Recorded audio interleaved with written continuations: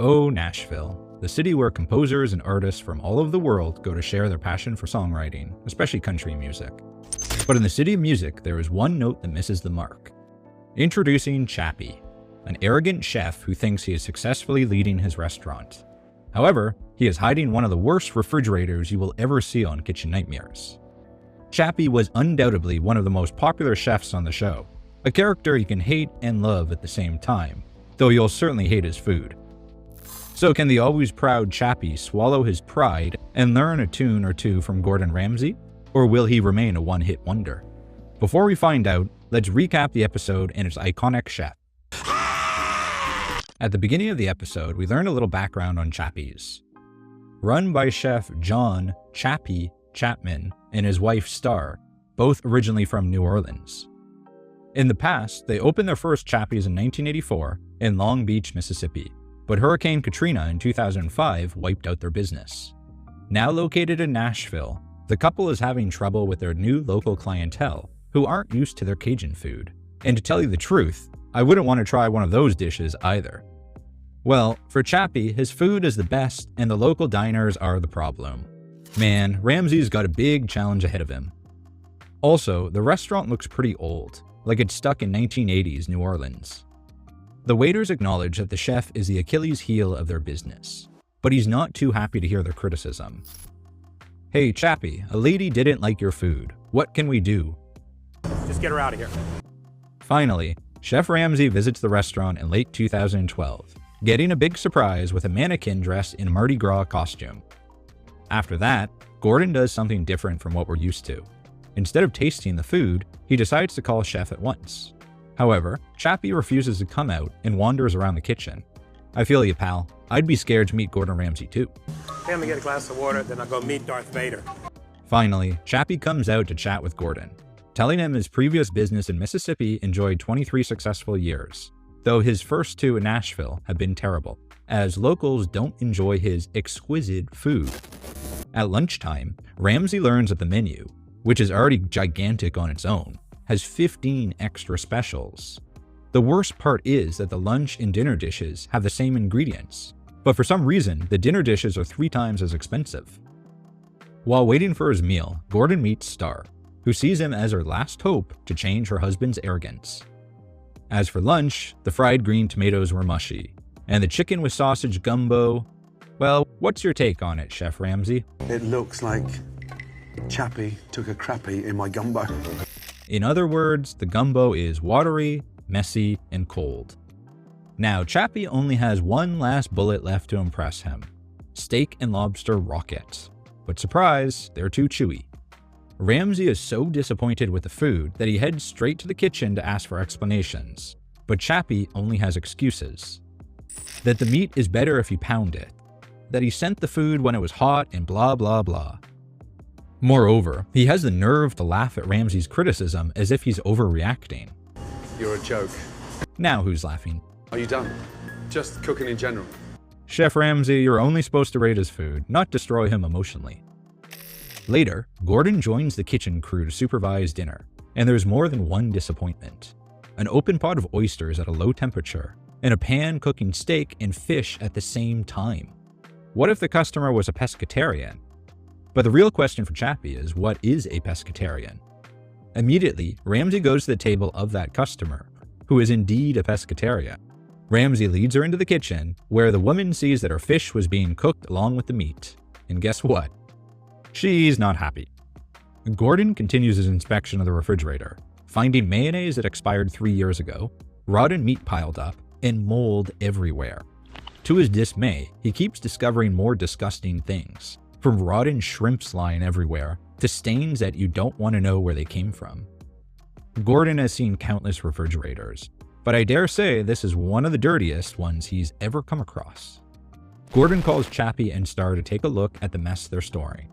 I mean, there's food that isn't even recognizable anymore. During his reprimand, one chef tries to fetch stuff from the fridge, and of course Ramsay forbids him to do so. Faced with this avalanche of insults, Chappy doesn't say a word, like he's in shock. His wife then decides to defend him, claiming that he knew nothing about the condition of the food in the fridge. Yeah, I don't buy it. You right now are a legend because you have raised the bar so that you've taught every chef in the world how not to cook. Well, Chappy, at least you're the best at something. After that, Gordon speaks privately with Starr, as clearly her husband has a serious problem. He's given up, and Ramsay can't help someone who doesn't want to be helped. However, Starr assures that her husband is indeed concerned about the situation. She then has a private moment with Chappy to remind him that he loves to cook, and it is still his passion. He hasn't given up, he's just fallen a little asleep along the way. Her words have the desired effect, as Chappy sets to work with the staff to clean up the hell they had in their refrigerator. The next morning, Gordon returns to the restaurant to talk to the staff, who complain that Chappy does nothing but yell at them, humiliate them, and take his anger out on them when customers send their food back. One of them relates that on one occasion, Chappy retrieved a coconut cake from the trash to ask a customer what was wrong with his dessert. However, since Gordon's arrival, Chappy has behaved in a calmer and more composed manner, but was still not listening to the opinions of his staff. Therefore, Ramsay invites Chappy so that his employees can finally tell him everything they feel without any filter. At that moment, everyone has their turn to express their dissatisfaction, although all agree that Chappy is abusive, has anger problems, and does not even control himself when there are customers. For her part, Starr had to tolerate the opinions they had about her husband because she knows they are right, and she has been the only one who connected the chef with his staff. And guess what? Chappy also knows they were right. He apologizes to each one and promises that there will be a change for the better in their working relationship and the restaurant. But for Gordon, things aren't so simple to resolve. So he starts asking various locals what they think of Chappy's, while Chappy and Starr watch their answers from a TV screen. To the chef's dismay, the customers never had a problem with Cajun food. It's just that the dishes at his restaurant were bad, and the prices were even worse. Time to change that. The first step, as you well know, is to renovate the restaurant, and man, does it look like a completely different one. All the quirky decor and old-fashioned paint are gone to make way for a sleek, modern, and cozy place. Everyone loves the changes, especially Starr, who gives Gordon a big hug. But we're still left with her husband's opinion. Do we have a happy Chappy? Well, he's not quite used to that Nashville style, but I do think he is happy overall. As for the menu, it was reduced from 100 dishes to 22, taking up only one page. The food was completely revamped. It still maintains its Cajun essence, but is simpler to prepare and requires fresh ingredients that shouldn't be stored for too long. To help the staff get used to the new menu, Ramsay hired Chris Fox, a renowned chef. In addition, the staff gets new uniforms, casual shirts and pants, because that's the atmosphere the restaurant should have, something casual, and leave aside the formal because that scares away many customers. Finally, Chappy's is ready for its relaunch, although Chappy not so much. The chef is having a hard time delivering orders and is slowing down the rest of the staff. Is he working so slowly because he's not used to the new menu, or because he doesn't like it? With Chappy, I'm starting to have my doubts. As the customers were already losing patience, Chef Ramsay had no choice but to remind Chappy that if he doesn't take on the leadership role, his restaurant will collapse. But even that wasn't enough to snap Chappy out of his mental storm, so Chris had to become the head chef for the sake of orders. Thanks to that, the customers start getting their dishes and they love the new menu. At the end of the day, Ramsay suggests to the owners that they invest in a chef like Chris, as he will be the only thing that will keep the business flowing. Also, Starr promises him that she won't let her husband go back to his old habits in the kitchen. After saying goodbye, Chef Ramsay expresses that Chappy's biggest challenge was the arrogant boss. I just hope Chappy's didn't ruin everything that Chef Ramsay and his team did for him. So, what happened to Chappy's from Kitchen Nightmares after the episode aired? Spoiler, Chappy spoiled everything.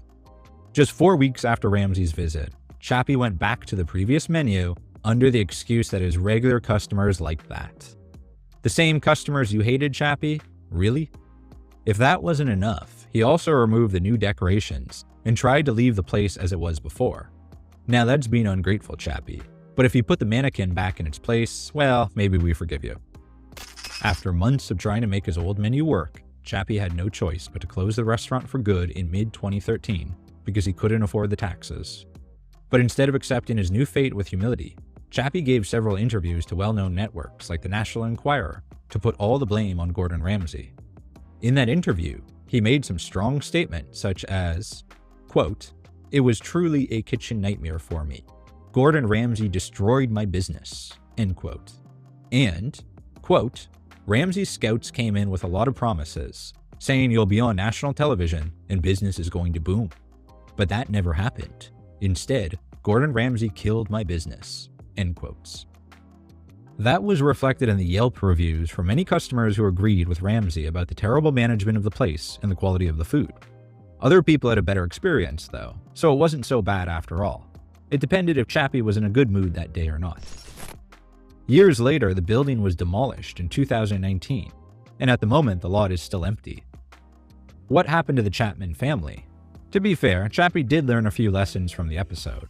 In 2013, he returned to Mississippi to open Chappy's Bistro at Almanac Hotel, but had to close it shortly thereafter. After a few extra stumbles, Chappy became the chef at Rum Kitchen Restaurant in Waveland, Mississippi in 2016, a place that is still operating to this day and enjoys generally positive reviews. Business went so well that he was able to also be a head chef at a second restaurant with his wife Starr in 2021 in Orange Beach, Alabama. And so, Chappy remains a legend in his own kitchen, still trying to hit that high note, but at least his fridge is now more in tune with health regulations.